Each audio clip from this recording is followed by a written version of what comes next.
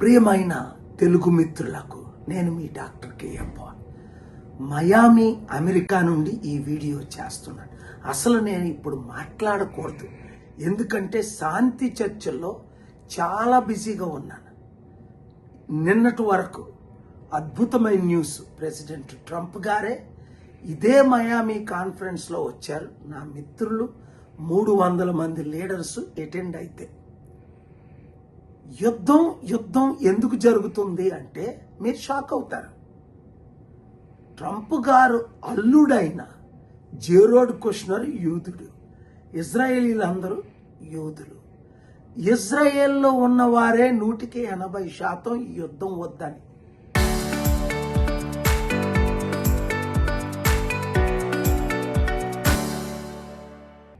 అయితే నెతన్యాహు ఆ prime minister, ఈయన ఇంకా షాకింగ్ ఏంటి, యునైటెడ్ అరబ్ ఎమిరేట్స్ లీడర్ అయిన ఎంబీజీ అంటారు మహమ్మద్ బిన్ జాయద్, అలాగే సౌదీ లీడర్ అయిన ఎంబీఎస్ అంటారు Mohammed bin Salman, crown prince.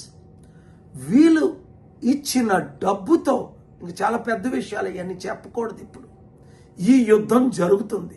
ఇది ఇరాన్ యుద్ధం కాదు, ఇజ్రాయెల్ యుద్ధం కాదు, అమెరికన్ యుద్ధం కాదు. ఇది కేవలం 3-4 చేస్తున్న యుద్ధం.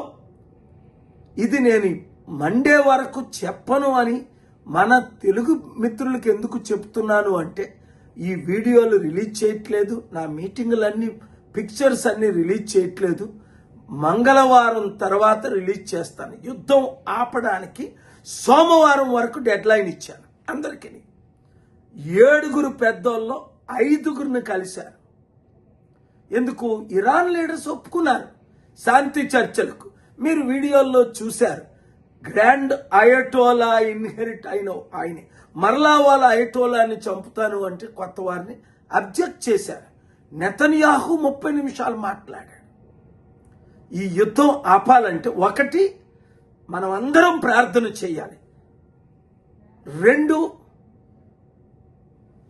దీనిని అసలు నేను చెప్పకూడదని, ఇప్పుడు మీరేం చేయాలన్నది కూడా నేను చెప్పకూడదు, ప్రార్థన తప్ప. ఎనీవే మంగళవారంలో, ఎందుకంటే ఇది నేను పోస్ట్ చేస్తుని వాళ్ళు వాచ్ చేసి ఇప్పటికే 3-4 వీడియోలు డిలీట్ చేస్తేనే మిమ్మల్ని మేము కలుస్తాం, మీతో మీటింగులు పెడతామంటే, నేను ఎప్పుడూ లైఫ్లో పోస్ట్ చేసినవి డిలీట్ చేయలేదు, కానీ 4 డిలీట్ చేశాను ప్రపంచ శాంతి కొరకు. కనుక దయచేసి ప్రార్థించండి. ఎందుకంటే ఒక ఆయన పెద్ద ఆయన నన్ను ఇంటర్వ్యూ చేసిన ఆయన ఇప్పుడే అన్నారు, సార్ మీరు తెలుగులో పెట్టండి, ఎందుకంటే 15 కోట్ల తెలుగు ప్రజలు రీచ్ అవ్వాలి, వారు ప్రార్థించాలి అంటే మీరు నోరిప్పి మాట్లాడాలి. ఎందుకంటే యుద్ధం ఆగకపోతే ఇప్పుడు గ్యాస్ చూడండి దొరకట్లేదు. మన ఇండియాలో ఉన్న 148 కోట్లు దాదాపు ప్రజలకి గ్యాస్ లేకుండా, వంట చేసుకోలేని పరిస్థితి, హాస్టల్ మూసేసే పరిస్థితి. ఎందుకు? మన నాయకులది కూడా తప్పుంది. ముందు జాగ్రత్త ఎందుకు లేదు? ప్రపంచ యుద్ధం వస్తుందని 100 సార్లు చెప్పలేదా? ఇప్పుడు నేను మాట్లాడి నీ సత్యమని రుజువు అవ్వలేదా? మన నాయకులు వాళ్ళ కుటుంబాలకి వాళ్ళకి కావలసినంత అనేక సంవత్సరాలకు కావలసినంత రాబడి, ఆదాయం ఉంది, సంవత్సరం కావలసినంత సదుపాయాలు ఉంచుకున్నారు. సాధారణ ప్రజలు మన కొరకు పట్టించుకునేవాడు లేడు. దేవుని తీర్పు వాళ్ళ మీద వస్తుంది. మీరు కూడా ఇలాంటి దొంగ రాజకీయ నాయకులు ఎన్నుకున్నందుకు మీరు సఫర్ అవుతున్నారు. ఇప్పటికైనా మార్పు తీసుకురండి. మంచి నాయకులు ఎన్నుకోవాలి అంటే మార్పు రావాలి. ఆ మార్పు మనమే తేవాలి. కలిసి పనిచేద్దాం. ఈ వీడియో అందరికీ షేర్ చేయండి. చరిత్ర సృష్టించినోడు ఇప్పుడు ఆ చరిత్రని తిరగరాయబోతున్నాడు.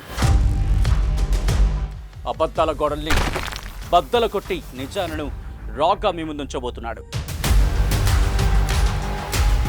నిజమైన వార్తల కోసం వెంటనే డౌన్లోడ్ చేసుకోండి రా యాప్ని.